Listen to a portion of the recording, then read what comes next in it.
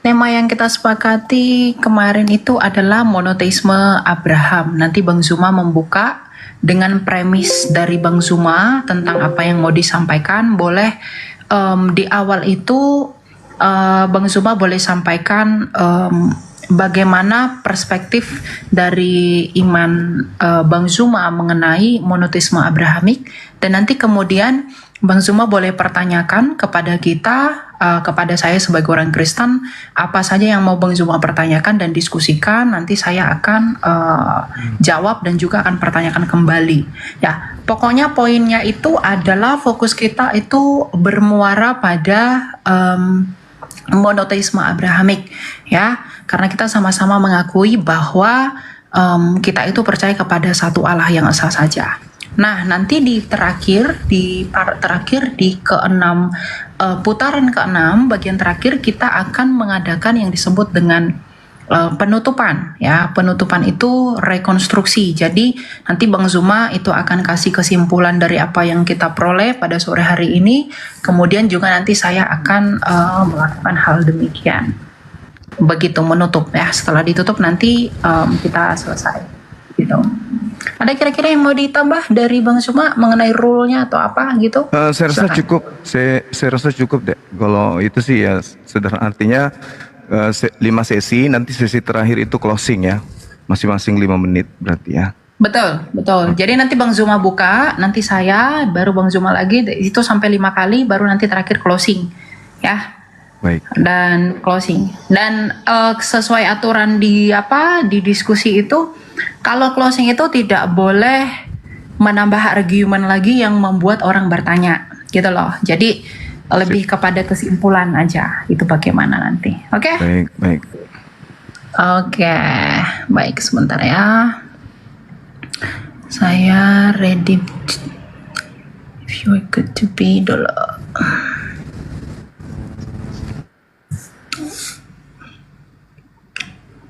Belum dimulai, teman-teman yang tahu nomor HP Excel saya, mohon supaya jangan nelpon ya. Jangan sampai nanti mengganggu gitu loh, mengganggu diskusi kami di sini. Tolong jangan nelpon dulu. Kalau nelpon nanti saya blokir 100 tahun baru saya buka. Jangan iseng, jangan suka nelpon-nelpon. Oke, sebentar ya. Oke. Baik, kita mungkin boleh mulai. Bang Zuma boleh buka dengan peraturan yang kita sampaikan tadi dan premis yang mau disampaikan, serta bagaimana sudut pandang teman-teman muslim tentang monoteisme Abraham. Ya, silakan. Oke. Baik, ini timernya gimana? Soalnya saya baru. Iya. Gimana ceritanya sampai bisa tahu 5 menit gitu? Gimana caranya? Tunggu.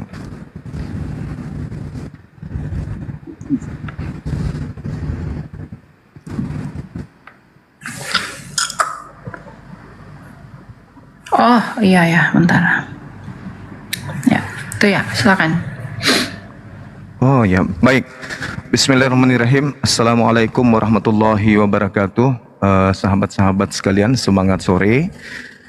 Pada sore hari ini saya bersama adik kita Elia membahas tentang konsep agama keyakinan terkait dengan monoteisme, dalam hal ini Abrahamic atau yang kita kenal dengan Nabi Ibrahim. Jadi saya mengawalinya dengan sebuah ayat dalam Al-Quranul Karim dalam surah An-Nahl ayat 123. Allah Subhanahu wa taala menjelaskan, Bismillahirrahmanirrahim, "Tsumma auhayna ilaika an ittabi'a millata Ibrahim hanifa wa ma kana minal musyrikin." Jadi Islam datang kemudian dengan titah dari langit mengajarkan sebuah konsep di mana Allah Subhanahu wa taala menitipkan sebuah akidah kepada baginda Rasulullah Muhammad SAW, di mana akidah yang tertanam di sana adalah mengikuti millah atau ajaran yang kemudian menjadi hukum akidah kepada Nabi Ibrahim alaihissalam. Ada 3 item yang kemudian yang ditanamkan oleh Nabi Muhammad SAW kepada umatnya sebagai pengikut Nabi Ibrahim alaihissalam. Yang pertama terkait dengan tauhid. Nabi Ibrahim adalah sosok manusia pilihan yang setelah kemudian terjadinya bahtera, dia adalah orang yang pertama diperkenalkan sebagai sosok yang mengajarkan satu Tuhan. Satu Tuhan satu hakikat Tuhan, satu pribadi Tuhan. Tidak lebih daripada itu. Oleh karena itulah kemudian pokok akidah ini yang menjadi sandaran kemudian umat Islam. Begitu Rasul Muhammad SAW menanamkan sebuah akidah yang begitu hebat sampai hari ini. Innani anallah la ilaha illa ana. Jadi aku ini adalah Allah, tidak ada Tuhan selain aku. Dan itu diperkenalkan kemudian oleh Nabi Muhammad SAW sebagai keturunan daripada Nabi Ibrahim alaihissalam. Yang kedua, terkait dengan prosesi ibadah. Prosesi ibadah yang terkait dan persembahan melibatkan oknum lain, yaitu kurban. Jadi Nabi Ibrahim alaihissalam dalam Al-Quran surah As-Saffat itu jelas sekali diperintah oleh Allah kemudian untuk mempersembahkan anaknya. Lalu kemudian Nabi Ibrahim menerima ujian itu. Nabi Ibrahim kemudian menyatakan dengan keikhlasan sepenuh hati untuk mengorbankan anak sematawayang, anak tunggal yang dia punya. Belum ada yang lain, baru satu. Maka nama anak tersebut adalah Ismail. Tuhan mendengarkan doanya agar beliau diberi anak. Alhamdulillah, beliau diberi anak. Kemudian yang ketiga adalah terkait dengan diri sendiri, yaitu sunnat. Jadi ada tiga komponen yang diajarkan oleh Nabi Ibrahim sebagai ajaran yang diwariskan kepada keturunan. Yang pertama akidah, satu Tuhan. Kemudian yang kedua adalah kurban hewan. Dan yang ketiga adalah sunnat. Ini tiga pondasi yang kemudian diajarkan oleh Nabi Ibrahim sebagai agama monoteisme yang menjadi leluhur yang diajarkan kepada keturunannya secara turun-temurun sampai hari ini. Mungkin waktu saya habis ya? Ya. Udah, oke, makasih. Waktunya habis ya? Oke. Kok nggak muncul timernya? Itu masih ada 13 Masih 12 detik ya. Oh, masih ada 1 menit. Kok hilang? Tempat saya kok nggak ada ya? Ada itu 8. Jadi kesimpulan saya itu begitu. Kesimpulan kami, apa yang diajarkan oleh Allah melalui Nabi Muhammad SAW, "Tsumma auhayna ilaika an ittabi' millata Ibrahim." Tiga pondasi akidah ini kemudian yang menjadi acuan kami di dalam berislam. Bahwa Nabi Ibrahim sebagai agama monoteisme mengajarkan terkait dengan akidah tauhid, kemudian yang kedua adalah kurban hewan, dan yang ketiga adalah bersunat. Ini ciri dari agama Abrahamite atau agama yang diajarkan oleh Allah melalui Abraham dan kepada keturunannya secara turun-temurun. Saya kira begitu untuk sementara. Waktunya habis ya. Masih ada. Ya, diselesaikan aja itu 40 detik lagi ada tuh. Oke. Jadi kesimpulan saya bahwa Nabi Ishak mengajarkan hal ini kepada keturunannya dari Nabi Ibrahim sampai kepada yang kita tahu hari ini mereka masih melakoni. Begitu juga Nabi Ismail alaihissalam masih menjalankan 3 poin ini kepada keturunannya. Jadi Islam berasal dari Nabi Ismail, kemudian Yahudi dalam hal ini Nasrani juga berasal daripada Nabi Ishak. Sehingga 2 agama atau 3 agama ini kemudian mengajarkan untuk menyembah satu Tuhan, melakukan pengorbanan dengan korban hewan, lalu kemudian melakukan prosesi sunat, yaitu sunat kulub yang menjadi tradisi bangsa Arab dan bangsa Yahudi sampai hari ini. Demikian itu sementara. Oke. Ya. Boleh diselesain teman-teman? Oke, sudah ya. Karena kalau kepanjangan nanti tambah-tambah aja waktunya mulu dia. Oke, mulai. Sip. Oke, jadi teman-teman kita tadi sudah dengerin ya bagaimana perspektif teman-teman muslim mengenai monoteisme Abrahamik. Tapi yang perlu saya garis bawahi adalah kekristenan itu juga merupakan iman yang berasaskan dan berdiri atas nama monoteisme. Ya, coba kita lihat bagaimana pendapat dari Agustinus Martir, Agustinus dari Hippo mengenai Allah kekristenan yang satu. Ya, coba kita lihat ya. Saya coba buka. Saya buka aja pandangan monoteisme Abrahamik dari keyahudian itu sendiri. Ya. Nah, jadi kalau kita bisa mengerti di sini, kita bisa lihat data ini. Specific person the Trinity can be distinguished easily in some verses of Genesis. Kalau kita melihat bahwa bahkan di dalam kitab Kejadian pun Iman Abrahamik itu memang mengacu kepada Allah yang esa atau Allah yang satu. Kekristenan dengan jelas dan gamblang kita mengakui iman yang satu. Tapi kesatuan Allah itu yang bagaimana? Nah, tadi kalau Bang Zuma mengatakan monoteisme yang mereka yakini itu adalah satu pribadi Tuhan, tetapi nampaknya iman Yahudi dan kekristenan itu mulai punya perspektif yang berbeda. Ya, coba kita lihat bagaimana pandangan Yahudi sendiri mengenai kata Ha Elohim di sini. Ini buku dari Jewish Trinity dari Yoel Nathan, ya, seorang Yahudi. Nah, Ha Elohim is a Hebrew from meaning all the gods. When referring to Yahweh, Ha Elohim denotes the person of the Trinity. Ya. Kemudian DOT mentions that these people saw or told to Ha Elohim the Trinity. Enoch dalam Genesis, bahkan Abraham pun begitu. Nah, kalau kita melihat Abraham, menyangkut argumentasi dari Bang Zuma tadi yang mengatakan bahwa Abraham itu mengajarkan satu pribadi Tuhan. Tetapi kalau kita melihat di sini di dalam kitab Kejadian, ya, yang merupakan sumber utama yang mengungkap siapa itu Abraham dan tertua, di sini mengatakan Abraham said God's Elohim. They caused me to wonder, itu adalah bentuk plural from my father's house dalam Kejadian 20 ayat 13, ya.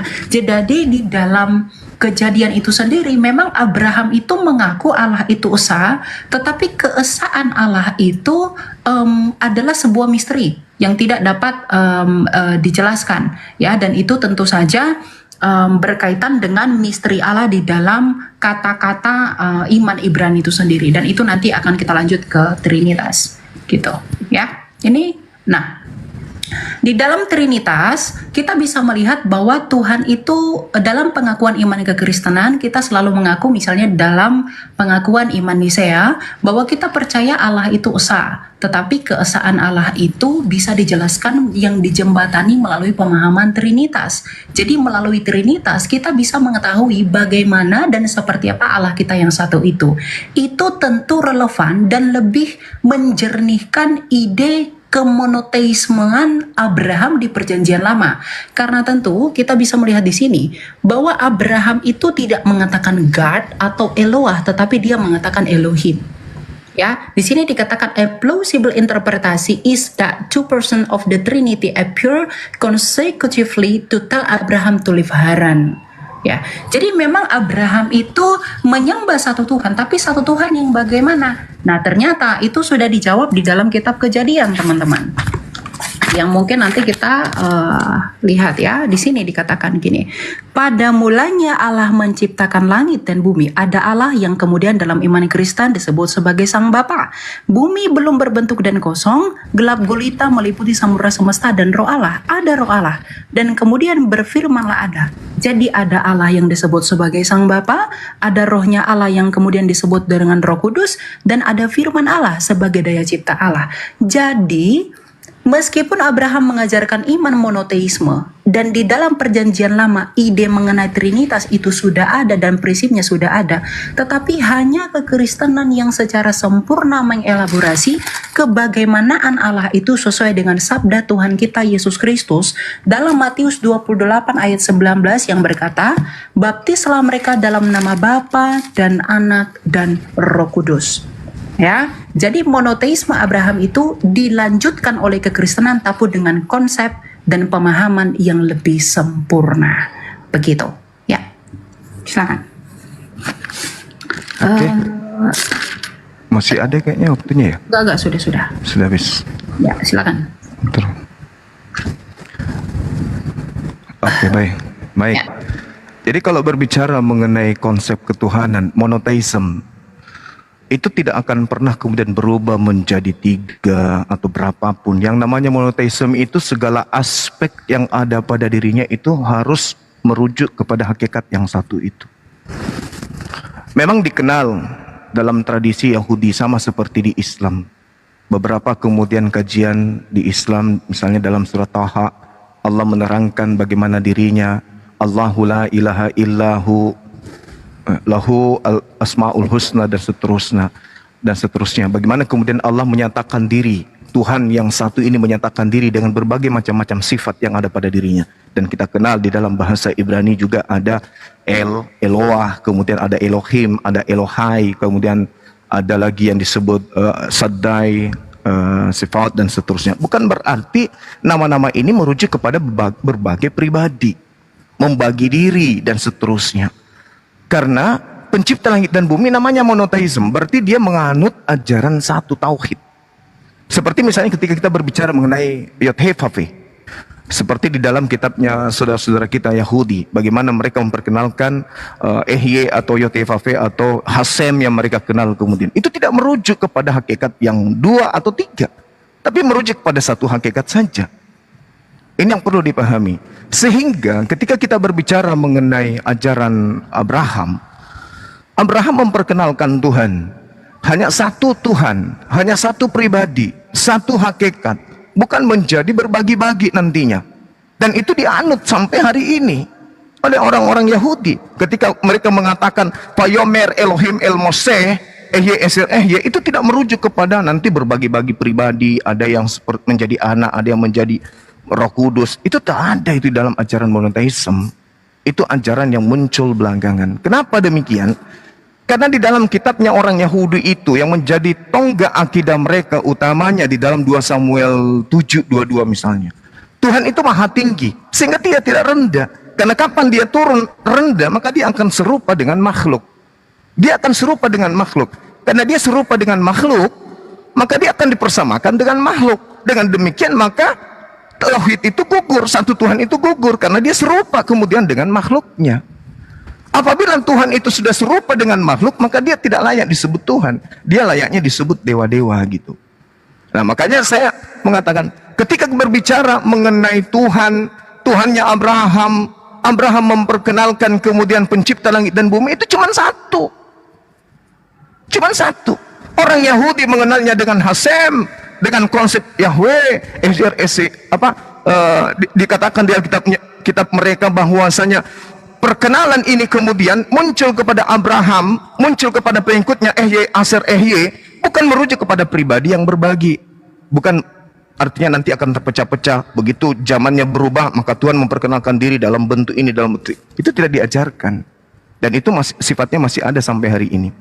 Nah kembali, ketika berbicara mengenai Al-Quran, Allah Subhanahu wa ta'ala begitu banyak dalilnya di dalam Al-Quran yang menerangkan bagaimana kemudian Nabi Ibrahim dan keturunannya itu beriman kepada satu hakikat ini. Qul amanna billah wa ma unsila ilaina wa ma unsila ala Ibrahim wa Ismail wa Ishaqa wa Yaqub wal asbat wa ma uti Musa Isa wan nabiyyuna min rabbihim. Semua nabi merujuk kepada satu hakikat ini, yaitu pencipta langit dan bumi, Rabbus samawati wal ard.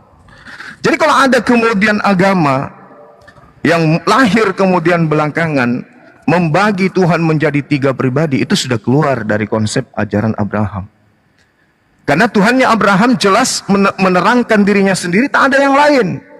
Tiada Tuhan selain aku. Akulah yang terdahulu, akulah yang terkemudian. Tidak ada Tuhan yang menyertai aku, tidak ada sesuatu pun yang bersama dengan aku. Akulah sendiri, aku sendiri, tak ada yang lain. Nah, kalaupun kemudian ada terpecah, itu sifat. Maha pengampun, maha kuasa, maha suci, maha tinggi, itu sifat. Tapi merujuk kepada hakikat yang satu. Bukan berbilang menjadi objek baru, menjadi individu baru, menjadi ciptaan baru. Itu tidak ada. Konsep Abrahamic itu tidak begitu. Tapi kalau ada ini, ada Elia tadi menjabarkan seperti itu, konsep yang ditanamkan kemudian untuk dicocokkan kepada akidah. Akidah siapa? Akidah Kristen. Tapi apakah itu cocok ketika merujuk kepada akidahnya Abraham? Apa polanya kemudian? Di mana kita bisa mengambil pola itu? Seperti yang dijelaskan tadi. Ada nggak di ajaran Abraham tuh polanya kayak begitu? Tak ada. Paling Kejadian 1 nomor 26. Oke, udah. Iya, silakan. Udah Bang Zuma. Oke, sip. Oke. Ya. Oke, jadi kita mulai dulu ya sebentar. Ya. Udah ya? Oke. Nah, kalau kita merujuk kepada argumentasi Bang Zuma, ini saya catat 2 hal ya. Satu, dalam segala aspek Ehye Asyir Ehye tadi ya. Satu, monoteisme itu artinya satu dalam segala hal. Tapi Bang Zuma, dari tadi data saya yang membawa iman Yahudi sendiri, Misalnya saya bawa adalah tentang data ini. Bagaimana Anda menjelaskan iman Abraham iman Abraham yang monoteisme tetapi ia menggunakan kata Elohim? Dan yang kedua, bagaimana Anda menyelaraskan satu dalam segala aspek di dalam kealahan yang esa kalau Musa sendiri nge-recounted how all the gods ha Elohim? Bagaimana Anda menjelaskan misteri pluralisme Tuhan di dalam keesaannya ini?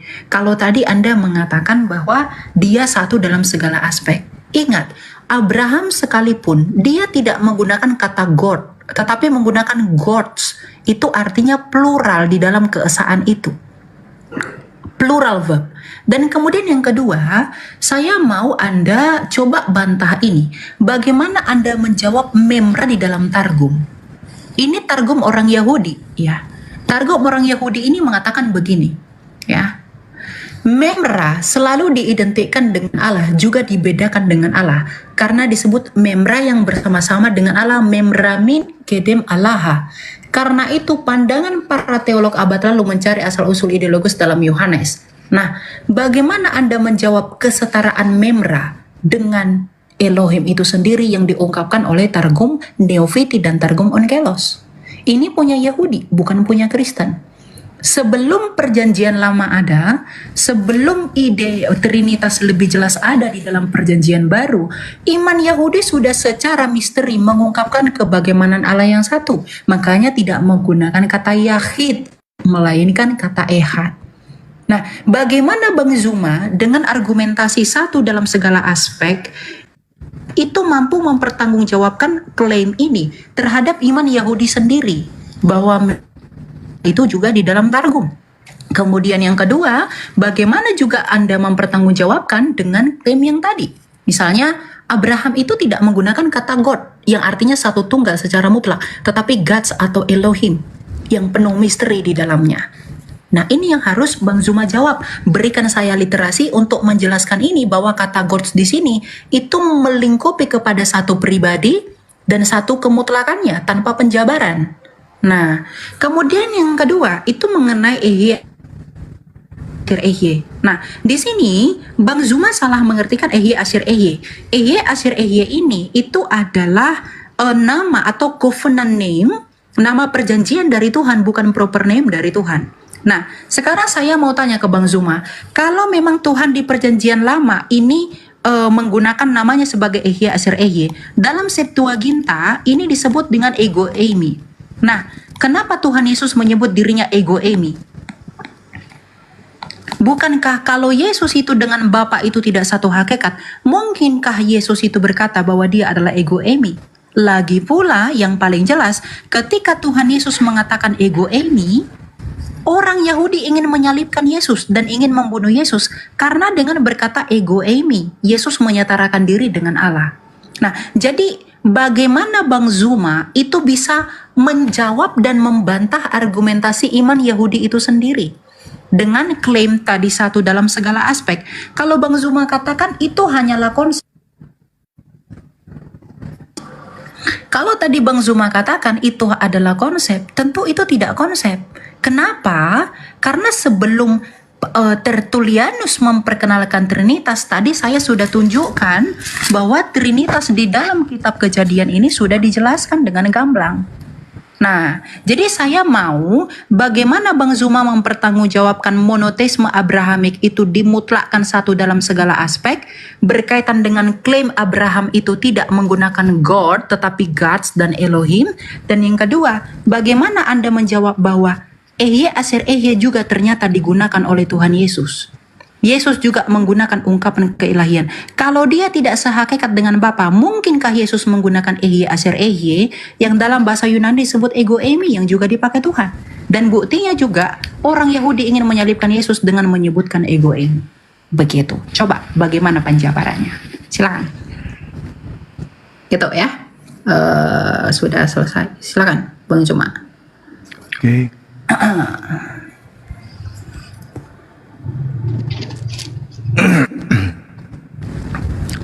Udah? Silakan. Kok belum ada ya? Tunggu. Ya, silakan. Jadi kalau hanya berdasarkan ego emi, Paulus pun mengatakan kata ego emi. Tergantung konteks. Yesus mengatakan ego emi bukan berarti dialah Tuhan itu. Dia ditanya tentang siapa yang menyembuhkan, siapa anak tukang kayu, siapa Mesias itu. Ego emi, akulah dia. Bukan berarti siapa pencipta langit dan bumi itu adalah aku. Tidak. Contoh misalnya, pembulatannya ada dalam 1 Korintus 15 nomor 28. Yang saya katakan tadi, Yesus sebagai apa di sana? Yesus menaklukkan dirinya supaya apa? Mukjizat-mukjizatnya, kekuatan-kekuatannya, semua aspek yang ada pada dirinya kembali kepada Elohim. Tak ada yang lain. Sama seperti ketika di dalam Al-Quran diterangkan dengan sangat jelas bagaimana Allah Subhanahu wa taala, "Ma arsalna min qablika mir rasulin illa nuhi ilahi annahu la ilaha illa ana fa'buduni." Bukan berarti kami merujuk kepada jamak dalam arti kata Tuhan itu banyak.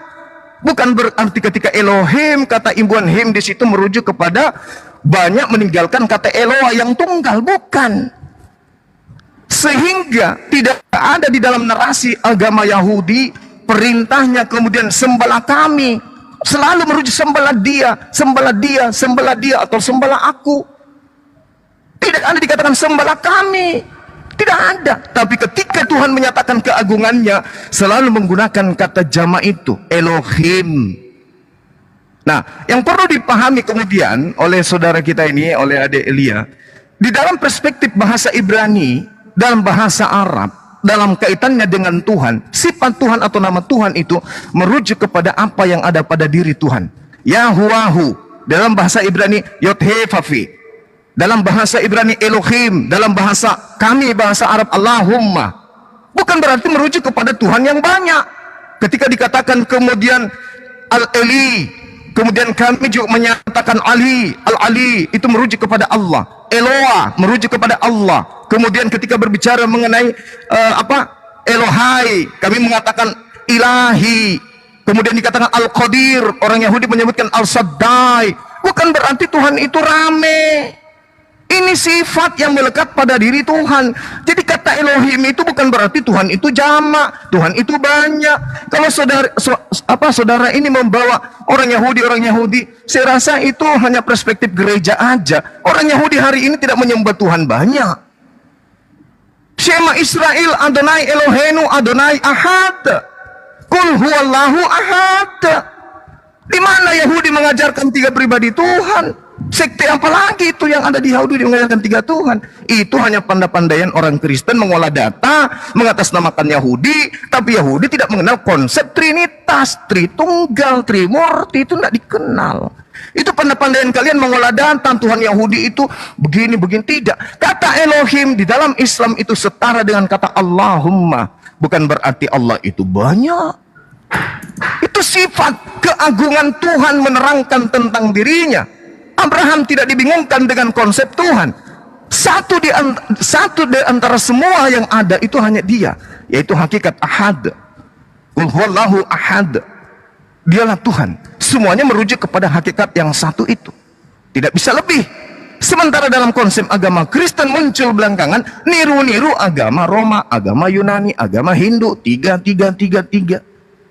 Itu yang perlu dipahami dengan baik. Jadi perspektif apapun yang kemudian dibangun untuk mengatakan ego emi, menyatakan Yesus adalah sehakikat, tidak bisa. Yesus itu makhluk. Yesus mau dikenal makhluk oleh orang-orang yang ada sekitarnya. Dia hanya ingin dikenal sebagai manusia. Ketika di dalam Kisah Para Rasul 22 nomor 8, siapakah engkau? Apakah engkau Tuhan? Yesus menjawab apa? Aku Yesus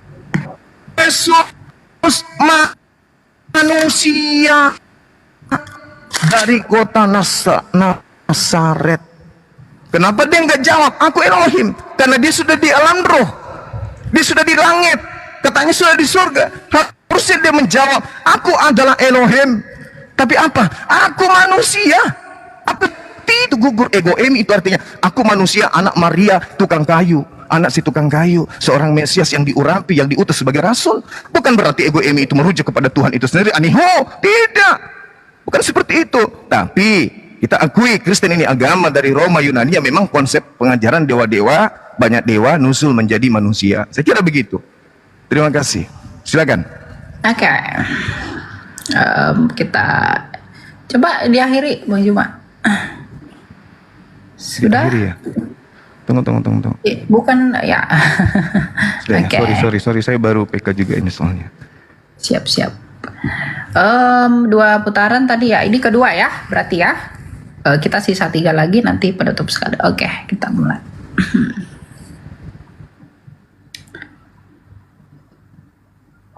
Oke, ya. Yang pertama tentang ego eimi, bahwa Rasul Paulus juga menggunakan ego eimi. Yang kedua Elohim, Tuhan banyak. Yang ketiga Tuhan Yesus adalah makhluk ya. Yang pertama ego eimi. Kalau memang Rasul Paulus mengatakan bahwa dia adalah ego eimi, lalu adakah orang Yahudi yang ingin membunuh dia karena dia menyetarakan dirinya dengan Allah? Lalu kenapa Yesus dengan berkata ego eimi dan klaim dari dirinya, lalu Yesus itu ingin dibunuh oleh orang Yahudi karena dengan berkata demikian ia menyamakan dirinya dengan Allah? Itu yang pertama. Kemudian yang kedua, mengenai Elohim itu adalah Tuhan yang banyak. Nah, saya tidak menyatakan bahwa Elohim itu merujuk kepada Tuhan yang banyak, tetapi Elohim itu merujuk kepada uncompounded singleness dari keesaan Allah itu. Bagaimana penjabaran Allah yang esa itu dijelaskan oleh kata Elohim itu tadi. Dan ternyata ya iman Yahudi pun mengakui itu. Nih, sebentar saya tunjukkan ya. Bahwa Tuhan itu, ini tadi yang saya selalu membawa ini ya, biar Bang Zuma itu coba bantah saya dengan data ya. Ini, coba ini Bang Zuma diperhatikan. Demala Yahweh di dalam Keluaran 3 ayat 2 ya, Exodus said he was the El Shaddai. El Shaddai ini bukan nama orang sembarangan karena El ini Elohim who appeared to the Patria dalam Kejadian 17 ayat 1. Nah, lalu kenapa malah Yahweh ini juga disebut sebagai Yahweh kalau memang Tuhan, kalau Allah itu hanya satu mutlak secara tunggal dalam pribadinya? Bagaimana Bang Zuma menjawab ini? Kemudian yang kedua, yang mau saya concern itu adalah tadi Bang Zuma sama sekali tidak menjawab atau membantah mengenai memra yang di dalam Targum. Bang Zuma kalau katakan ini buatan orang Kristen, mohon maaf, Anda boleh cek Targum Neofiti dan juga Targum Onkelos. Kenapa memra dan juga Elohim itu setara dalam hal ini? Kalau memang memra dan Elohim itu tidak setara, lalu kenapa di dalam Targum itu dikatakan setara? Dapat dibedakan tetapi satu dalam hakikat dan itu setara ya.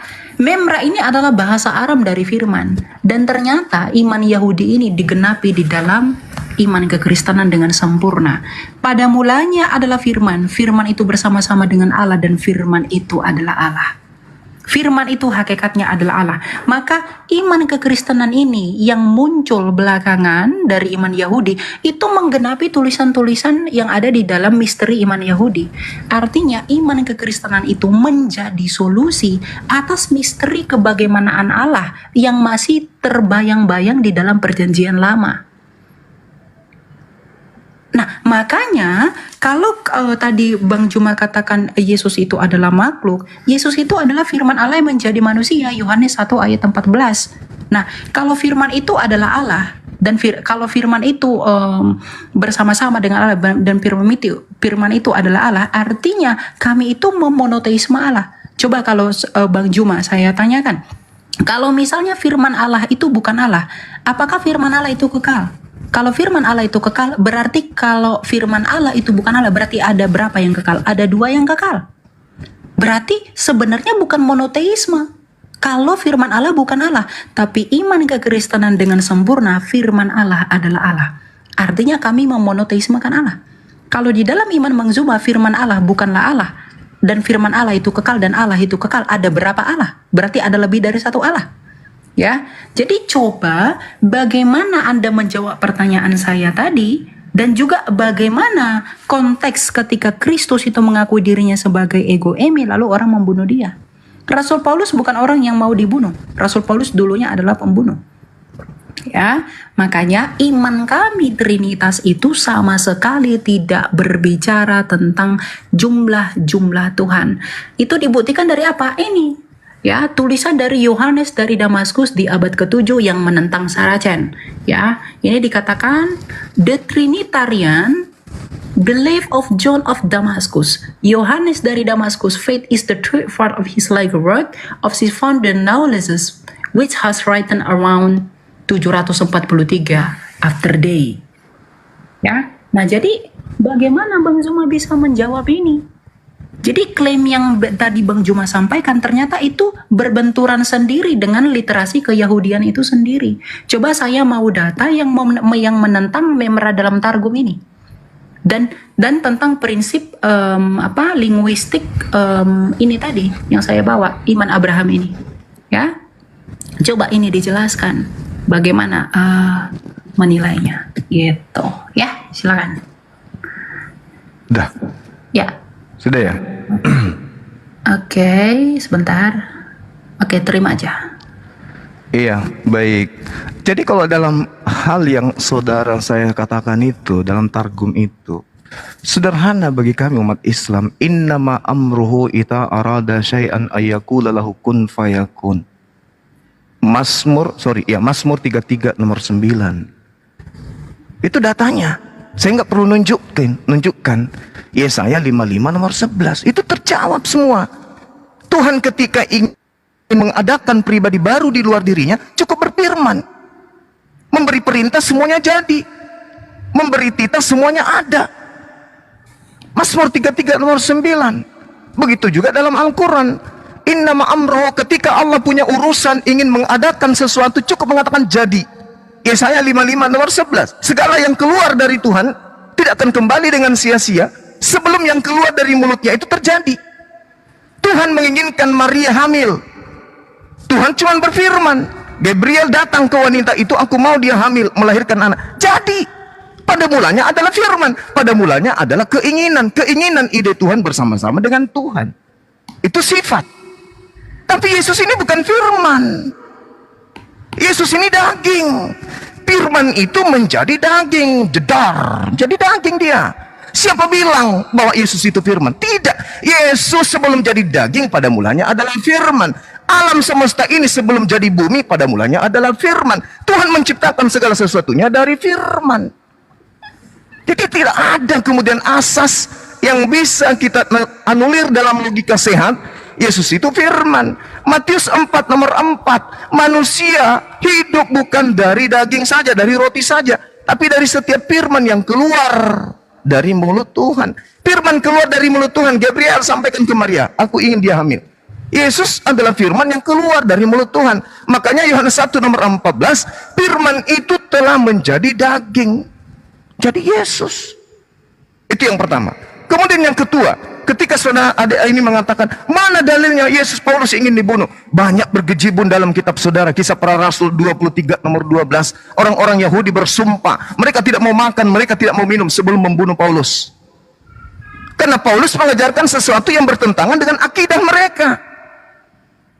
Mereka bertentangan. Kisah Para Rasul 21. Paulus kemudian bertobat dari mengajarkan akidah Kristen, akidah Trinitas. Itu ada dalilnya, lengkap dalam kitab saudara sendiri. Kemudian menurut catatan saya, Yohanes 1 nomor 1 yang tadi udah selesai. Kemudian ketika berbicara mengenai Yesus, kenapa dia ingin dibunuh? Yesus klarifikasi seketika itu juga. Apa kata Yesus? Stop. Yohanes 10. Bukankah di dalam kitab Taurat mau dikatakan siapapun yang diserahi tugas untuk menyampaikan firman, maka dia adalah Allah. Yesus mengaku Allah karena dia penyampai firman. Bukan berarti Yesus itu adalah Allah itu sendiri. Sehingga ajaran tauhid yang diajarkan oleh Abraham tidak bisa diganggu oleh Kristen. Kristen memiliki pola sendiri. Sekuat apapun Kristen mengais kata Elohim, kata Eloah dan seterusnya, tidak akan pernah bisa selesai. Nanti habis sesi ini saya akan bahas tentang Shaddai, nama Tuhan itu yang kaitannya dengan Elohim. Tapi yang pasti, saudara saya, sekuat apapun kalian, sudah 2000 tahun, kalian tidak pernah kemudian satu tempat ibadah untuk menyembah kepada hakikat yang sama. Karena kenapa? Sembahan Kristen berbeda, sembahan Yahudi berbeda, sembahan yang diajarkan oleh Nabi Abraham, Ishak dan Ismail itu berbeda dengan sembahannya orang Kristen. Mau tidak mau, suka ataupun tidak, itulah kenyataannya.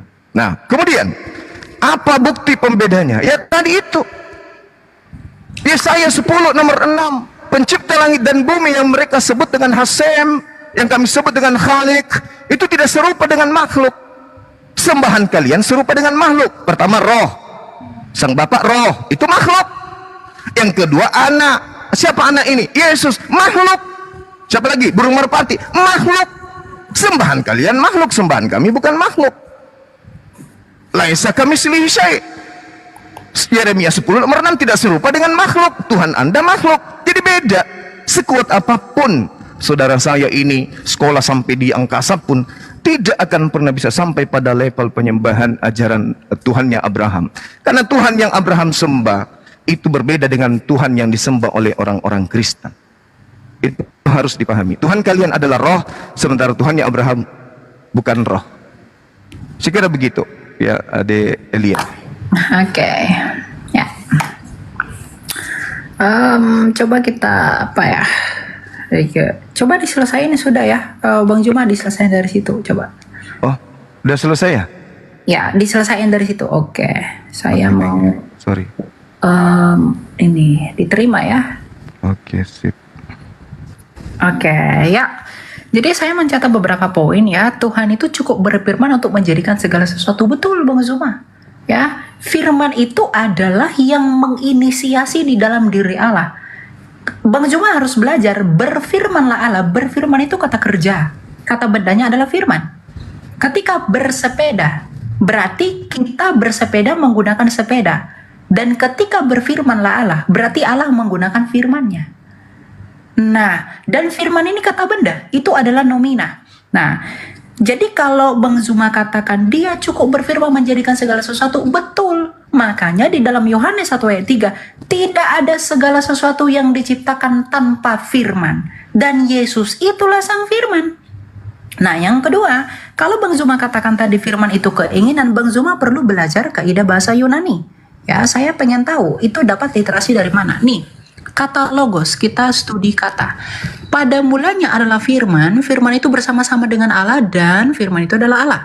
In the beginning was the word and the word was with God and the word was God. Coba lihat di sini menggunakan kata logos. Studi lebih lanjut tentang kata logos. Logos itu nomina, Bang Juma. Ini nomina. Kata benda, artinya kalau Bang Zuma mengatakan firman itu adalah keinginan, itu salah.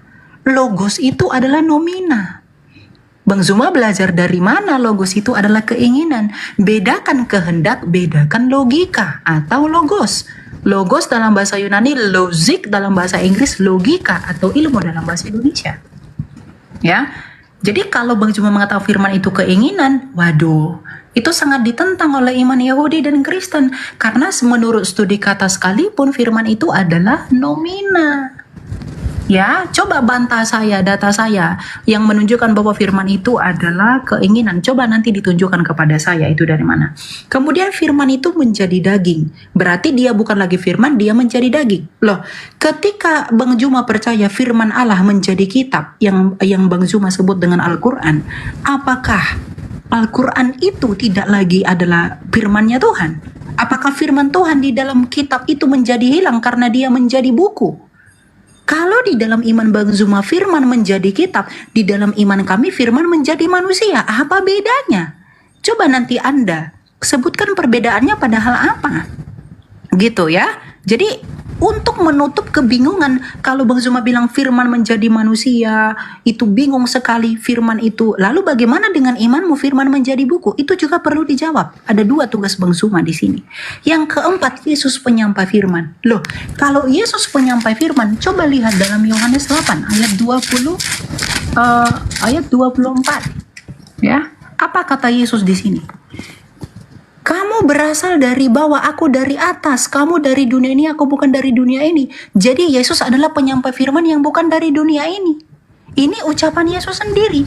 Bagaimana Bang Zuma membantah ucapan Kristus sendiri yang mengatakan bahwa dia datang dari atas? Adakah nabi-nabi yang pernah mengklaim bahwa dia datang dari atas, Bang Zuma? Apakah Elia, Musa, Henok, atau nabi yang manapun mengaku datang dari atas? Coba ini dipertimbangkan ya. Jadi tugas Bang Zuma itu adalah bagaimana firman itu keinginan menurut studi kata Yunani ini. Coba dijelaskan, saya pengen tahu. Yang kedua, firman itu menjadi daging. Kalau firman menjadi daging, dia kehilangan firman. Lalu bagaimana dengan firman menjadi buku? Apakah dia kehilangan firman di dalam kitab itu? Yang ketiga, Yesus menyampaikan firman. Yang keempat, roh itu adalah makhluk. Kalau roh itu adalah makhluk, Yesus berkata Allah itu roh. Apakah Allah itu makhluk menurut Yesus? Apakah Anda menganggap Yesus itu sesat? Kalau Anda menganggap Yesus itu sesat, lalu kenapa Anda menggunakan perkataan Yesus untuk menentang argumentasi saya? Yesus sendiri yang mengatakan Allah itu roh. Dan kalau Anda tidak percaya, berarti Anda mengatakan Allah itu adalah makhluk. Dan Anda di satu sisi menggunakan ucapan Yesus untuk membantah saya, tapi Anda sendiri juga membantah ucapan Yesus. Bagaimana Anda menjelaskan ketimpangan pemahaman Anda tentang klaim Anda ini? Ya, coba dijelaskan. Dari mana firman itu keinginan menurut studi kata tadi? Lalu firman menjadi daging, bagaimana dengan iman Anda? Firman menjadi buku. Apakah dia kehilangan firman? Yang ketiga, Yesus penyampai firman. Penyampai firman yang datang dari atas dan bukan dari dunia. Dan roh itu adalah makhluk. Berarti Yesus berbohong. Tapi kenapa Anda menggunakan ucapan Yesus untuk membantah saya? Begitu. Ya, silakan. Oke, baik. Ya, makin lucu ini. Ya, sesi saya boleh deh di-clear atau gimana? Oh ya, oke, bentar. Saya terima di sini. Ya. Ya, silakan. Ya, jadi yang pertama, Yesus mengklaim dia dari surga. 1 Korintus 15:48. Makhluk-makhluk surgawi sama seperti Yesus yang berasal dari surga. Gugur. Jamak. Makhluk dikatakan di sana dalam bahasa Yunaninya koikos. Choikos. Makhluk-makhluk. Berasal dari surga sama seperti Yesus yang berasal dari, gugur dia di situ. Kemudian catatan saya ada beberapa hal. Firman jadi buku. Siapa bilang firman jadi buku? Tak ada. Tak ada konsep di Islam firman jadi buku, tak ada. Yang ada kalam dibukukan, kalam disatukan dalam sebuah buku. Dan kalam itu bukan buku. Buku itu ciptaan, kertas dan tinta. Nih. Ini ciptaan. Firman menjadi daging. Siapa bilang firman jadi daging? Maksudnya firman Allah kepada Maria agar Maria melahirkan seorang anak. Firman itu mewujud sesuai dengan kehendak Elohim, dia jadi daging. Jadi firman bukan daging. Apa buktinya? Yesus masih menerima firman. Segala firman yang engkau berikan kepadaku telah aku sampaikan kepada mereka. Yohanes 17:8, Yohanes 12:49, lebih sadis lagi. Aku tidak berkata-kata dari diriku sendiri. Loh, katanya kamu firman. Yang dikatakan firman, kun, jadi, maka jadi. Mazmur 33 nomor 9, memberi perintah, maka semuanya ada. Yesus, aku tidak dapat berbuat apa-apa dari diriku sendiri. Gugur lagi. Gugur. Jadi konsep firman yang Anda imani selama ini keliru besar. Firman jadi daging, salah. Tidak ada firman jadi daging, tidak ada perkataan. Nah kemudian, ketika saudara berbicara mengenai logos, seakan-akan mau ngajarin Bang Zuma, Anda juga harus membedakan antara etos, patos, dan logos. Logos itu dalam bahasa Ibrani dafar. Dafar itu adalah kegiatan Tuhan di dalam menciptakan, mengadakan sesuatu yang tidak ada menjadi ada. Maka dia dafar, berlogos, berkata. Berkata dengan kata memang beda. Berkata, pekerjaan kata itu adalah apa yang keluar dari yang dikeluarkan dari pekerjaan berkata tadi. Contoh nih, saya berkata, jadilah sumur. Sumur itu bukan saya, tapi sumur itu pada mulanya adalah perkataan dari saya. Bukan berarti sumur itu adalah saya. Jadilah Yesus, jadilah firman. Itu enggak ada seperti itu.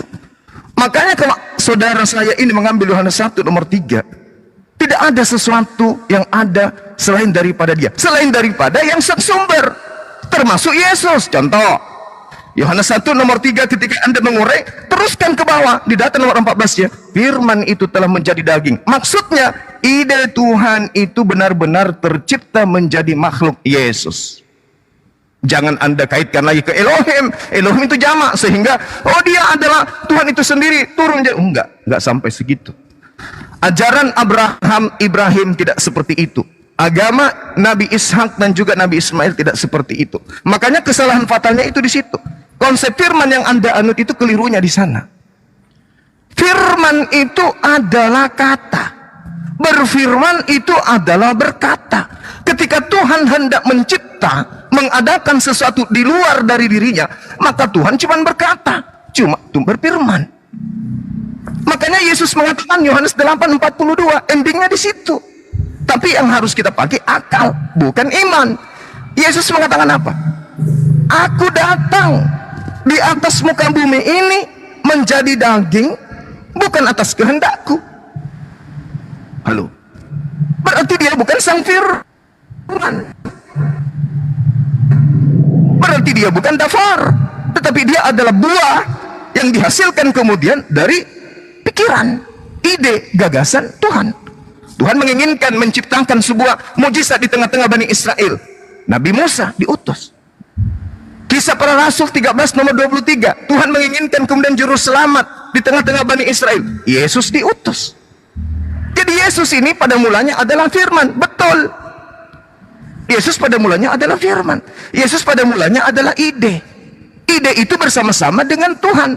Dan ide itu keluar dengan cara Tuhan berfirman. Apa buktinya? Gabriel pada bulan ke-6 datang menyampaikan firman itu kepada Maria. Tuhan yang Maha Tinggi menginginkan engkau hamil. Hamil dia.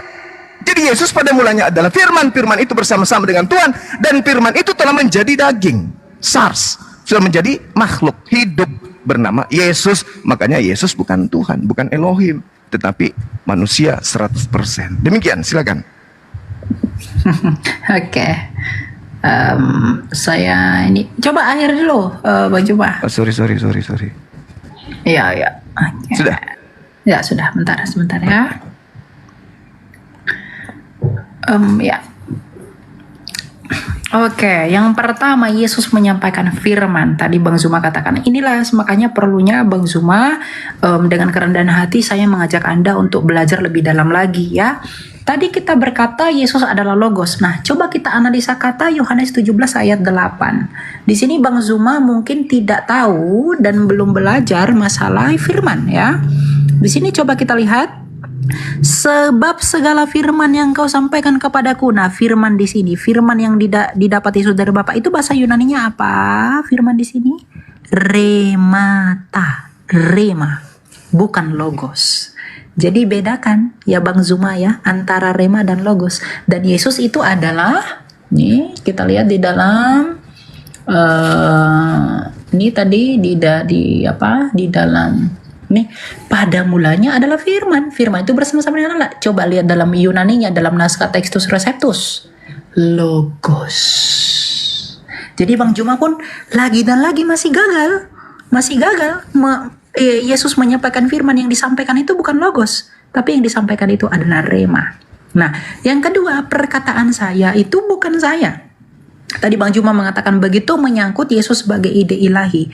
Nah, lalu yang menjadi pertanyaan saya, bukankah idenya Bang Zuma itu lahir dari Bang Zuma? Katakanlah saya tidak melihat wajah Bang Zuma, dan saya mendengar firmannya Bang Zuma yang menjadi suara.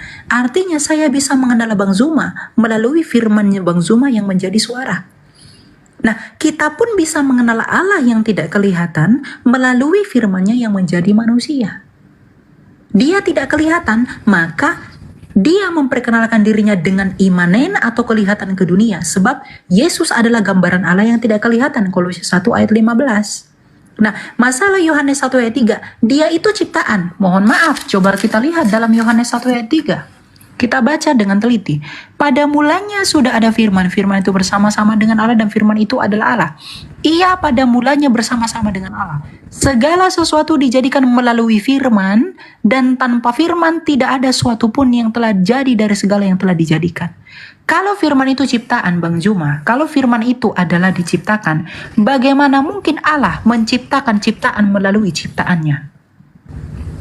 Kalau firman itu tidak di dalam diri Allah, Sang Bapa yang Esa itu, bagaimana mungkin hal itu bisa terjadi? Artinya, argumentasi Bang Juma pun saling kontradiksi. Di satu sisi Bang Juma mengakui firman itu di dalam Allah, di satu sisi Bang Juma mengatakan firman itu ciptaan. Berarti di dalam diri Allah yang bukan ciptaan ada yang ciptaan. Itu juga masih salah. Itu logika falasi. Bagaimana Bang Zuma menjelaskan kesalahan itu? Ya, jadi kalau firman itu Bang Zuma katakan adalah ciptaan, berarti di dalam diri Allah. Tadi Bang Zuma mengakui ya bahwa ide itu keluar dari Bapa, ide itu keluar dari Allah. Berarti Anda mengakui bahwa di dalam diri Allah ada ciptaan. Masa ciptaan ada di dalam diri Allah yang kekal? Dan ketika firman itu menjadi manusia, Bang Zuma perlu tahu dia tidak bertransubstansiasi. Yang tadinya Allah berubah menjadi manusia. Seperti nasi menjadi bubur. Ada bubur, nasinya tidak ada. Bukan begitu. Tapi dia dalam hakikat keilahiannya, dia menambahkan kodrat manusia. Sama seperti Bang Zuma tadi. Kalam yang dibukukan. Oke, kami pun bisa mengatakan kalam yang dimanusiakan. Tidak ada yang salah.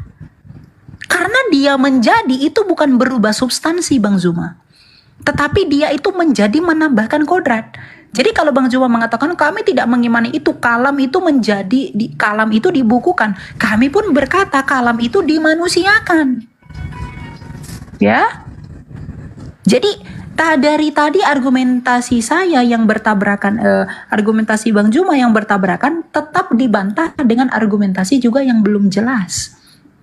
Coba tadi dari studi kata logos di sini, ya, di atas ini kata logos nomina.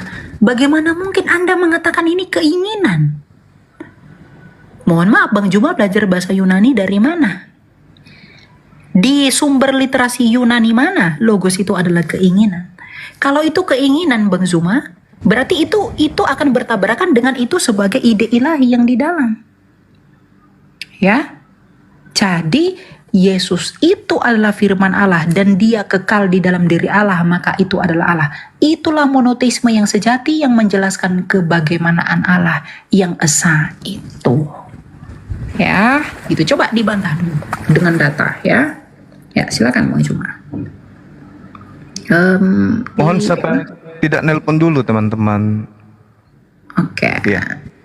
Ini kenapa ya? Gimana Dek? Saya masuk ke sesi berapa ini? Kenapa ya ini saya tunggu sebentar. Ada masalah di apa?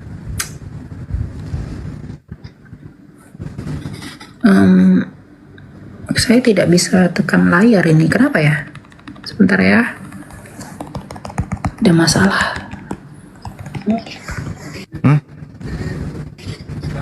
Sebentar ya. Oh gitu. Jadi sesi keberapa ini? Ini mau penutup kayaknya. Bentar. Kenapa ya layar saya? Bentar ya. Jadi masih ini bisa. kalau saya keluar itu bakal end nggak dianya? Enggak ya? Coba bicara dulu sama admin saya. Kalau dia end, soalnya layar saya tuh kenapa ini mungkin verifikasi. Iya, kita nunggu yang 1 menit 53 detik ini, Kak. Nanti baru dilanjutkan lagi untuk Enggak, maksud saya itu adalah layarnya saya ini tidak bisa ditekan. saya juga. Jadi kita tunggu selesai ini yang putaran kemana. Layarnya Bang Zuma juga nggak bisa ditekan ya? Iya benar. Kita Ya selesaikan sudah, aja di 1 ya udah menit. ditunggu aja kalau gitu. Baik. Ya oke. Ya udah, kita tunggu aja ya. Ini apa nanti? Bisa. Oke. Gitu ya. Jadi itu poin-poin yang saya mau highlight dari poinnya Bang Zuma tadi. Ya, biar jangan blunder. Oke. Ya. Saya sebenarnya penasaran ya bagaimana Bang Zuma itu mengatakan itu keinginan dari studi kata Yunani. Coba nanti saya pengen tahu ya. Itu bagaimana? Iya, jadi kalau berbicara mengenai logos, rema, logos itu merujuk pada sifat yang melekat, kemampuan daya cipta Tapi yang ada ini pada diri. nomina Bang. Dia bukan akusatif atau datif atau genitif. Terus kalau rema, Kalau rema itu juga coba kita lihat ya. Saya buka di sini ya. itu dia. Jadi pembedanya itu cuma di situ antara rema, logos itu di situ. Coba lihat Bang. Di sini rema itu juga nomina, tapi dia Nah, itu dalam dia, makanya. pengertian perkataan. Perkataan, ucapan, Ya. lisan. Nah kalau logos, Ya, betul. Kalau logos itu yang mendasari perkataan itu, yang menyebabkan nah, perkataan itulah itu yang ada. saya katakan sifat tadi. Itu adalah Itulah yang saya logos. katakan sifat. Jadi ibaratkan mulut, itulah mulut. Sementara rema itulah yang keluar dari mulut. Itu maksud saya. Antara logos dan rema. Ini kok nggak bisa Seperti tetap itu. ya? Ayo kita mulai lagi. Masih nggak bisa nggak sih? Udah bisa ya? Jadi Masih gimana? belum. Oh, Layarnya juga ketutupan. Sebentar, kalau saya turun dulu gimana ya? tinggal diterima, Dek. Udah Iya, kayaknya tapi dikirim. ini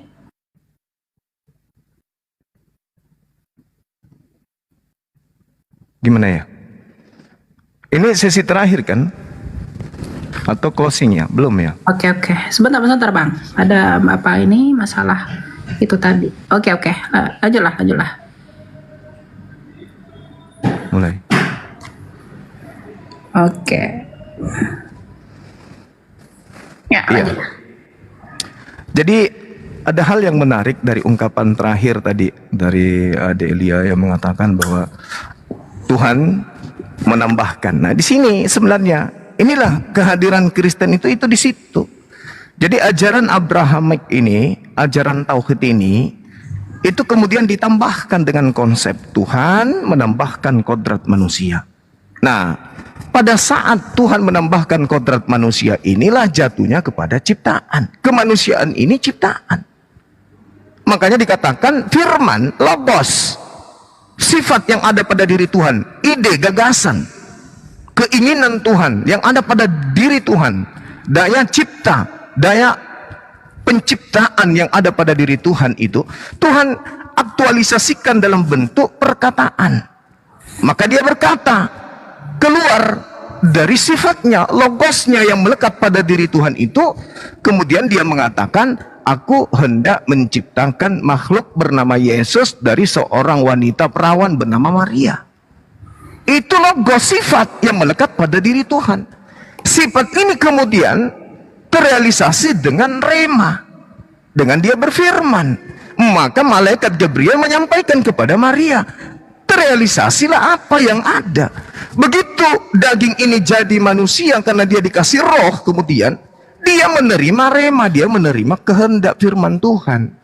Makanya ketika Yohanes 17:8 saudara tunjukkan kata itu memang betul. Yesus menerima rema. Oke. Yesus menerima perkataan. Yes. Jadi sang logos menitipkan kemudian rema, ucapan kepada sang perantara, yaitu Yesus yang adalah makhluk. Itu tidak salah di sana. Itu tidak keliru. Yang jadi permasalahan kemudian adalah ketika Yesus ini yang adalah makhluk yang berasal dari sifat Allah yang adalah logos yang melekat pada diri Allah, kemudian menerima rema, dianggap sebagai Tuhan itu sendiri. Sehingga ada konsep menambahkan kodrat daging. Daging ini ciptaan. Apa mungkin Tuhan menambahkan ciptaan pada dirinya dan ciptaan itu kemudian menjadi Tuhan juga? Ya tidak mungkin lah. Itu konsep para dewa. Kalau dewa-dewa Roma Yunani, iya. Makanya muncul kata Theos. Theos itu dewa. Dewa nuzul menjadi manusia, mengambil daging menjadi setengah dewa, setengah manusia. Itu betul. Tapi kalau dikatakan kemudian pencipta langit dan bumi yang dikenal dengan sebutan Hasem, menambahkan pribadi baru dalam bentuk daging, oh itu nggak ada. Di ajaran Nabi Ibrahim, Abrahamik itu nggak ada yang kayak gitu. Itu murni dari ajaran Kristen aja yang bikin. Makanya konsep logos ini dalam hal ini adalah pada mulanya adalah firman-firman ini menjadi daging, itu hanya ada di Kristen. Yohanes 1 ini nggak diimani oleh orang-orang Yahudi. Karena itu sangat mengganggu ajaran tauhid mereka. Mengganggu ajaran yang diajarkan oleh Nabi Abraham atau kakek mereka. Ini yang perlu dipahami. Sehingga ketika kita gulirkan permasalahan, kodrat yang ditambahkan pada diri Tuhan ini apakah ciptaan atau pencipta? Nah, itu masalah di situ. Ketika saudara mengatakan menambahkan kodrat manusia, pertanyaannya, jasadnya, dagingnya berupa kaki, tangan, semua yang ada pada diri ini ciptaan atau pencipta? Siapa yang kemudian mengadakan sesuatu yang tidak ada menjadi ada? Maria tadinya tidak punya anak, tiba-tiba muncul bayi. Siapa yang menciptakan bayi imut ini? Karena ini adalah hal yang ditambah-tambahkan kemudian. Sehingga Yesus mendapatkan posisi dari Trinitas ini. Yesus jadi bagian, dagingnya jadi bagian, jadi Tuhan. Sehingga kata Elohim dimaknai jamak. Tuhan itu banyak. Nah sekarang permasalahannya muncul ketika Tuhan menambahkan kodrat manusia, daging, darah, kulit, tulang, rambut, kuku. Ini apa? Ciptaan atau bukan? Karena dia adalah hal baru. Anak Maria ini adalah hal baru. Maria tadi yang tidak memiliki anak, tiba-tiba menjadi anak. Nah inilah kemudian yang perlu dipahami oleh saudara-saudara Kristen, bahwa batilnya konsep Trinitas itu nyata terlihat dengan adanya penambahan pribadi Tuhan yang merupakan manusia. Gambarannya Kolose 2:9, Filipi 2 nomor 6 sampai nomor 8. Tuhannya Bani Israel mengambil daging manusia. Apakah daging ini ciptaan? Nah itu masalah besar. Demikian. Oke, berarti nanti ini saya dulu, baru nanti setelah saya Bang Juma tutup, saya juga tutup ya. Udah 5 soalnya. Oke. Betul ya? Oke, ya. Oke, saya harap teman-teman dapat manfaat ya dari apa yang kita sampaikan. Jadi teman-teman, kesimpulan itu tetap ada di dalam penonton ya. Kita itu diskusi saja by data, dan Anda yang menimbang sendiri saja gitu. Oke, kita lihat. Oh, sebentar. Dikirim deh kayak tadi. Oke, ya. Oke. Udah? Yes. Oke, ya. Puji Tuhan ya. Nah, yang pertama saya mau bantah yang pertama ya. Bang Juma mengatakan itu adalah buatan Kristen. Ya, Bang Juma mungkin akan mengatakan itu buatan Kristen karena dari tadi Bang Zuma belum mampu membantah ini. Memra dalam Targum. Bang Zuma, kalau memang firman itu menjadi manusia itu ide Kristen, di dalam iman Yahudi memra itu menjadi mal'ah Yahweh di dalam data ini. Nih, Bang Zuma. Malak Yahweh dalam Exodus, dia menjadi teofani. Memra itu menjadi teofani. Dan memra itu juga disembah. Artinya ide firman Allah menjadi manusia itu bukan punya Kristen doang. Tapi Yahudi juga mengakui itu. Malah Yahweh. Memra dalam Targum tadi. Ya, saya tidak heran mungkin tadi Bang Zuma tidak mengatakan itu tidak ada karena belum menjawab ketimpangan dalam argumentasi ini. Ini belum dibantah sama sekali. Ini punya Yahudi, ya. Nah, kemudian yang kedua itu adalah logos itu sifat. Nah, kalau logos itu adalah sifat, saya ingin ajak Bang Zuma berbicara lebih jauh. Bagaimana mungkin sifat itu adalah nomina, Bang Zuma? Sifat itu adalah adjektiva, bukan nomina. Adjektif, cantik, manis, lucu, itu sifat. Itu adjektiva. Tapi logos ini nomina, nominatif. Apakah Bang Zuma itu mau mengubah yang nomina dalam dalam pemahaman Yunani itu menjadi adjektiva? Makanya dari tadi saya pengen Bang Zuma itu sebenarnya tunjukin kepada saya di mana data yang menunjukkan logos itu adalah adjektiva. Saya pengen tahu. Saya sudah menunjukkan literasi saya, logos itu adalah nominatif. Bentuk genitifnya logo, bentuk akusatifnya logon, bentuk datifnya logo. Jamaknya pun, nominatifnya pun menyerap kata tunggalnya logoi. Sama seperti theos menjadi theoi. Ya, theos itu nomina dan nominatif jamaknya adalah theoi. Nah, lalu kenapa begitu? Bagaimana Bang Zuma menjawab ini? Bagaimana Bang Zuma mungkin dengan mudah membolak-balikkan istilah, tapi tidak ada literasi yang disampaikan, ya. Nah, yang ketiga, Yesus itu adalah makhluk. Oke, Yesus itu adalah makhluk karena dia menjadi manusia. Dia bukan transubstansiasi, Bang Zuma. Tadi saya sudah jawab bahwa ketika Bang Zuma percaya kalam itu dibukukan, maka kami pun percaya kalam itu dimanusiakan. Kalau itu berkaitan dengan ide ilahi, firman itu adalah ide ilahi, yang mau saya pertanyakan adalah, apakah ide itu yang di dalam diri Allah itu bukanlah Allah sendiri? Karena ini, logos itu adalah akal budi. Akal budinya Bang Zuma, bukankah Bang Zuma? Lalu akal budinya Allah, bukankah Allah? Pasti Allah. Jadi logika dan nalar yang relevan itu dielaborasi oleh Rasul Yohanes. Santo Yohanes. Pada mulanya sudah ada firman-firman itu bersama-sama dengan Allah. Firman itu adalah Allah. Karena di dalam Allah, bukan di luar Allah. Ya, jadi ini tadi tugasnya itu sebenarnya yang tidak dijawab itu sebenarnya adalah masalah Memra ini. Bang Zuma itu mengatakan itu buatan Kristen, firman menjadi manusia. Lalu bagaimana? Memra ini lebih parah loh. Memra itu menjadi Mal'ah Adonai loh. Mal'ah. Ini dalam Jewish Trinity Yuval Nathan. Ini boleh nanti dicari. Menjadi Theophany. Nih. Apa bedanya? Bah, di sini coba lihat. According to the Malik Yahweh directions, nothing won't do patriarchs new as Yahweh has to identify the Father in Genesis. Only the post-Sinaitic Yahweh's narrator dan Musa knew that the Son and the Spirit were Yahweh. Jadi Musa pun di dalam bukunya Yoel Nathan ini, Bang Zuma, ya, dalam iman Yahudi, Musa pun mengetahui bahwa putra dan roh itu adalah Yahweh. Bagaimana ini? Ini tidak dibantah dari tadi. Saya nunggu bantahan ini. Dan ini, bagaimana Anda membalikkan domina itu menjadi adjektiva? Begitu ya. Jadi persoalannya kiranya tidak selesai karena itu tidak terjawab. Ya, literasinya. Ya, silakan, Bung Juma.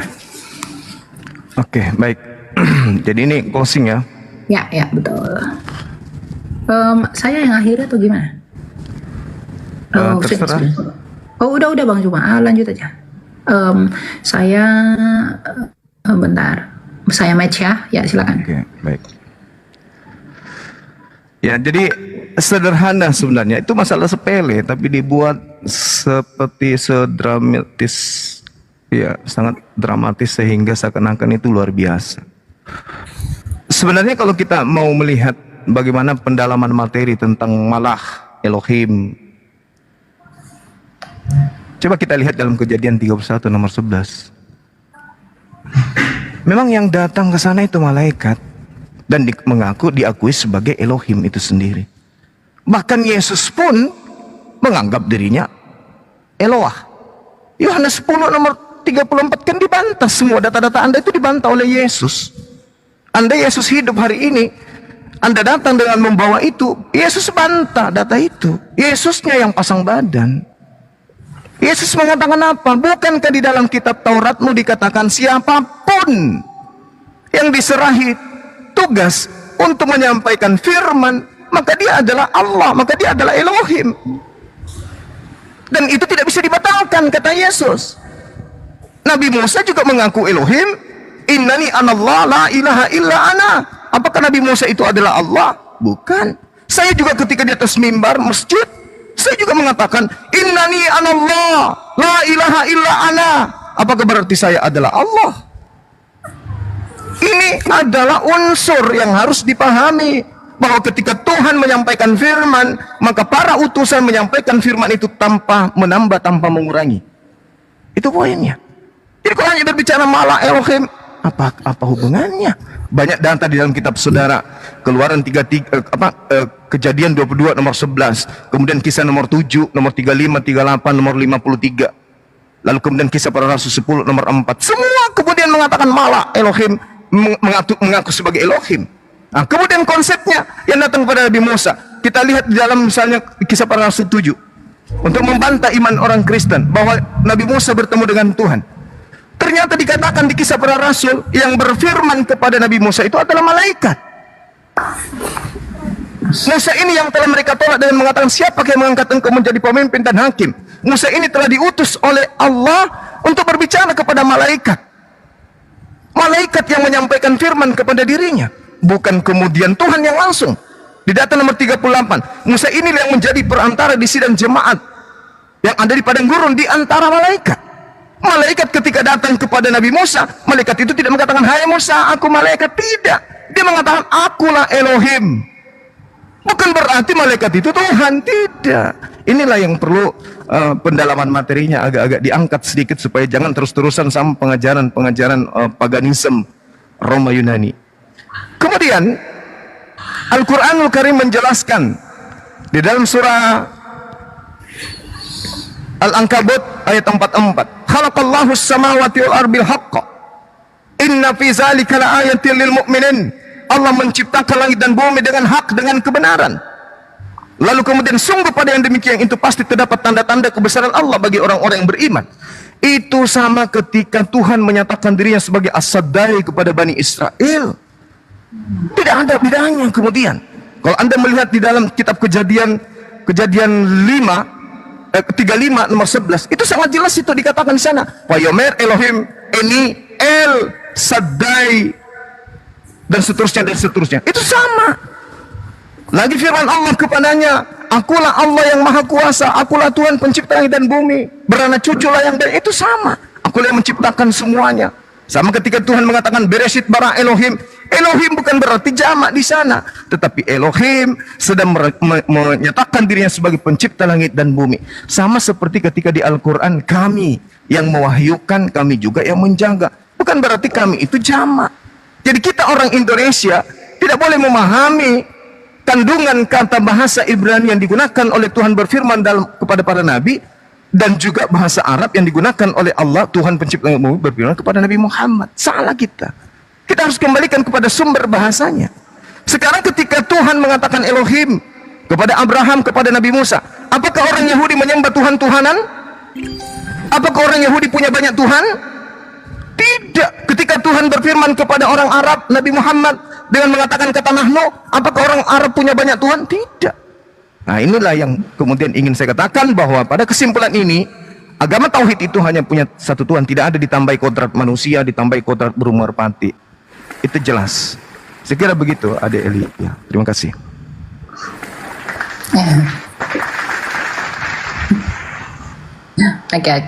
Oke. Saya apa ini? Apa tugas ya? saya? Iya. Sebentar. Coba dia, Pak, ya. Oke. Kirim deh, saya tekan di sini. Ya. Ada? Silakan. Sudah? Oke, sip. Oke, jadi teman-teman, saya mau sedikit intermezzo aja dulu tentang apa yang disampaikan. Bahwa malaikat itu juga disebut Elohim, tapi apakah malaikat itu disebut Logos? Tidak pernah. Ya, jadi argumentasi Bang Zuma tetap terpenggal di sana. Nah, saya mau tutup teman-teman begini. Yang mau saya beritahukan kepada kalian adalah apa tadi yang disampaikan oleh Bang Zuma itu ternyata tidak mengcover apa yang saya minta dan saya maksudkan, karena dengan literasi yang saya bawa tadi yang menunjukkan bahwa logos itu nomina, kemudian Bang Zuma ubah itu menjadi adjektiva, saya berpikir bahwa adanya ketidakselarasan di dalam jawaban yang saya minta itu karena ternyata Bang Zuma menilai segala sesuatu itu tidak sesuai dengan standar ilmu pengetahuan. Misalnya tadi yang nomina diubah menjadi adjektiva, yang tadinya di dalam diri Tuhan sebagai kompetensinya itu diubah menjadi sifat, dan lain sebagainya. Ya, begitu. Jadi ya tidak masalah ya. Itu hanya mungkin Bang Zuma masih sampai di sana. Nah, yang mau saya kesimpulkan itu dalam iman kekristenan teman-teman. Tadi kita sudah melihat bahwa Abraham, Musa, dan lain-lain itu telah melihat bahwa Tuhan itu memang esa. Iman Kristen pun dalam pengakuan iman Nicea Konstantinopel mengatakan, aku percaya kepada satu Allah yang esa, yakni Sang Bapa. Ya, lalu Trinitas ternyata itu menjawab tentang penjabaran misteri Allah kita yang satu itu. Bagaimanakah Allah kita yang satu itu dan seperti apa dia? Kalau di dalam perjanjian lama Abraham itu melihat bayang-bayang Allah yang majemuk di dalam keesaannya, kemudian Musa menuliskannya dengan adanya Mal'ah Adonai, kemudian dikonfirmasi oleh orang Yahudi sendiri di dalam Targum Yonatan, di dalam Targum Onkelos, di dalam Memra Targum Neofiti, itu menjadi kebingungan di dalam iman keyahudian ternyata sejak dahulu. ya, sesuai dengan data dan literasi yang saya tunjukkan tadi. Namun, Kristus Raja Tuhan dan Mesias itu telah datang mengungkapkan dirinya dan seperti apa dia. Makanya Tuhan kita Yesus Kristus bersabda dalam Matius 28 ayat 19, karena itu pergilah, baptislah mereka dalam nama Bapa dan Anak dan Roh Kudus. Artinya, keesaan Allah yang belum clear di perjanjian lama, itu disempurnakan dan dijelaskan dengan baik oleh Tuhan kita Yesus Kristus. Meskipun di satu sisi Tuhan kita Yesus Kristus tetap mengatakan Allah itu esa, karena memang Yesus Kristus adalah firman yang keluar dari Allah, yakni Sang Bapa. Jadi iman yang sejati adalah iman yang dapat saling menubuatkan dan saling mengkonfirmasi serta saling menggenapi. Dan terbukti kekristenan adalah jawabannya, ya, sebagai satu di antara Abrahamik. Nubuatan para nabi itu sempurna digenapi oleh Kristus. Nah, makanya dikatakan dalam Lukas 16 ayat 16, hukum Taurat dan nubuatan kita para nabi itu berakhir sampai tampilnya Yohanes Pembaptis, dan sejak saat itu kerajaan Allah diberitakan. Maka Kristus dalam ide dan juga pondasinya sebagai firman Allah dengan pengajarannya yaitu Trinitas, itu memberikan kita pemahaman bahwa Allah yang satu dan esa di perjanjian lama telah selesai digenapi dan selesai dijabarkan dengan sempurna melalui Trinitas yang kemudian diteruskan oleh bapak-bapak apostolik dan bapak-bapak gereja melalui gereja Katolik yang kudus, gereja Ortodoks, dan juga gereja-gereja berikutnya.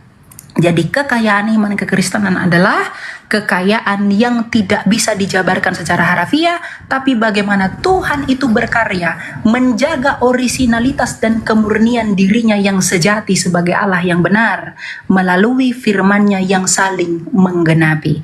Jadi cross-lining antara nubuatan di perjanjian lama, gambaran Allah ada di Kejadian 1, ada Allah, ada Roh Allah dan firman Allah.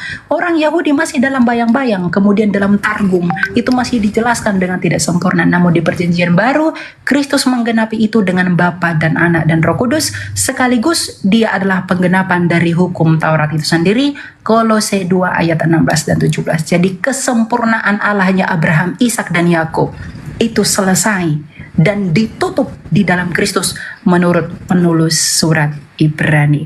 Jadi keselamatan hanya ada di dalam yang benar, dan keselamatan hanya ada di dalam Kristus yang mengaku sebagai akulah jalan, kebenaran, dan hidup. Tujuan kita untuk hidup bukan untuk mati, jadi percaya dan datanglah kepada Kristus yang memiliki hidup. Begitu, terima kasih. Ya, gitu ya. Oke. Iya. Oke. Jadi gimana? Dengar-dengar Umi Dini juga menjadwalkan kita ya? Gimana Siapa? tuh? Umi Dini. Saya katanya. maksudnya gini, yang kami Chan ya. Minggu Iya, betul, katanya, betul. tapi kalau minggu saya nggak bisa soalnya saya ada pelayanan. Mungkin lain kali nanti kita diskusi lagi lah. Ya, soalnya saya juga ada jadwal. Saya juga kaget tadi kami Chan itu buat apa? Buat minggu tanggal 21. Ya, padahal kita nggak ada janjian untuk tanggal persisnya segitu tuh nggak ada. Makanya saya hubungi Bang Zuma biar langsung aja ke orangnya gitu.